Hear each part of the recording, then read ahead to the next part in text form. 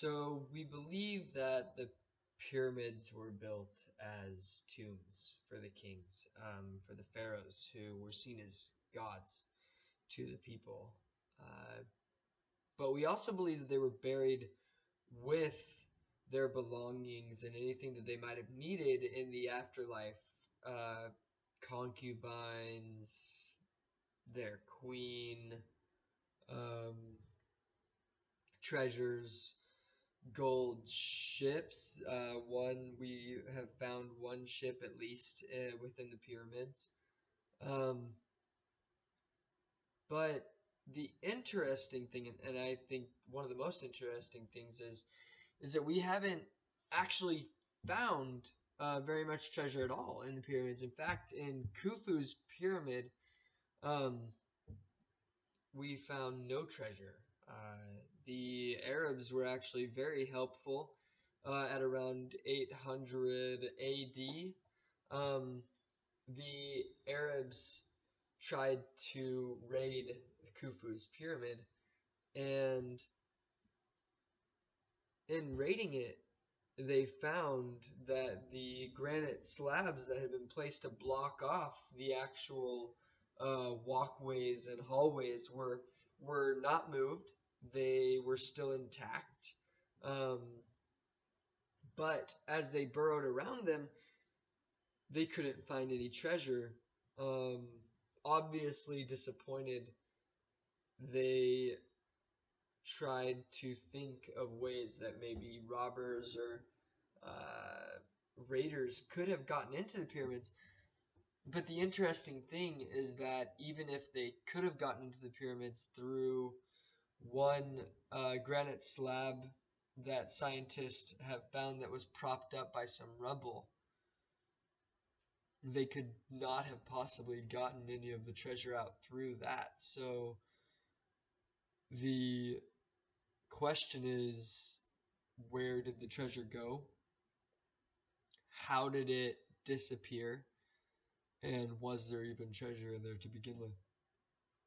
The pyramids were originally built um, with a polished white limestone casing, as well as on the top, we believe that the pyramid of Khufu was topped with a gold cased cap, and in the bright Egyptian sun, these pyramids must have looked absolutely fantastical.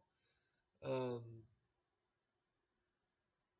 I mean, I just can't even fathom how beautiful a huge white and gold topped pyramid would have looked in the setting sun, much less the cultural significance and majestic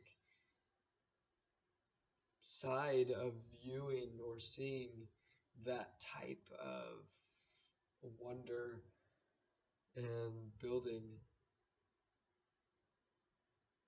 However beautiful they were, the Arabs used the outer casing of the pyramids, the polished white limestone, to build Cairo later.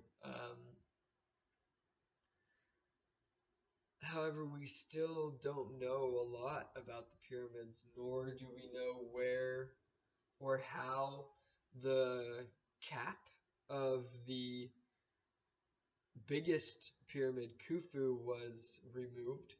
We don't know where it was used or how it was used. We don't even know if they actually put one on. We speculate that they might have stopped and not built the cap of Khufu's pyramid, which would have been interesting, as I discussed earlier in the other slide, that the pyramid was built specifically as a way of helping the pharaoh to reunite the two parts of his soul so that he could travel into the afterlife. And if the cap were missing, that would make it more difficult for him according to the Egyptian mythology. the mystery of the pyramids is still just as rich as it was when we started to research them. It's still just as rich as it was when the Greeks saw it for the first time about 20 about 20 centuries after they were originally built. The amazing thing about the pyramids is that we still know very little, and that we are still trying to unfold the mysteries of the Egyptians and their building ways. Um, how they knew how to place those pyramids and how they knew to build with such precision such a gigantic building structure. Um, the way that the pyramids are aligned is still just so mysterious to us. Um, we still have no idea if we've mapped out all of the corridors, all of the passages, and the labyrinths that are within the pyramids, um, or without the pyramids. The actual age of the pyramids is still in question. I watched a documentary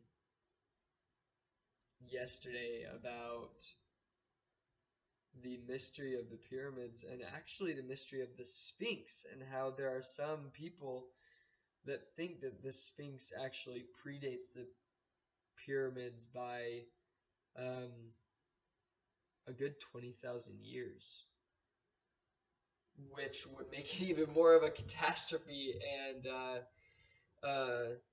sad thing that the nose was knocked off so recently compared to when it was built. If it lasted that long, why ruin it? The mystery of the pyramids, I think, actually plays a huge role in the tourism in Egypt. Not only is Egypt a wonderful place and a beautiful with a beautiful climate and beautiful views and a wonderful culture, the pyramids draw in so many people and so many skeptics and so many archaeologists. Um, I've posted one statistic in the note pages of my slide, but because you won't be able to see that, over 900,000 people visited Europe or entered Europe, visited Egypt or entered Egypt um, in July of 2015. Just July. Um, that is a huge number. And whether that's because of the pyramids or not, the pyramids definitely have something to do with it. Um, whether the pyramids were just the way that people um, found out about Egypt, or whether the pyramids are the actual reason why they're visiting Egypt, uh, the people still go to Egypt, and because of them, Egypt has a excellent tourist economy. Anyway, Egypt owes a lot of its success to the pyramids and to its ancestors. Um, I only hope that more discoveries will be found within um, within the close future, as the pyramids pose um, excellent hypotheses on how we can not only harness natural energies of the world, but also create better and more environmentally friendly ways to build. Um, so not only were they important to the culture of the time, but they are important to us today. Um, with that, I will pass the presentation on to the next person.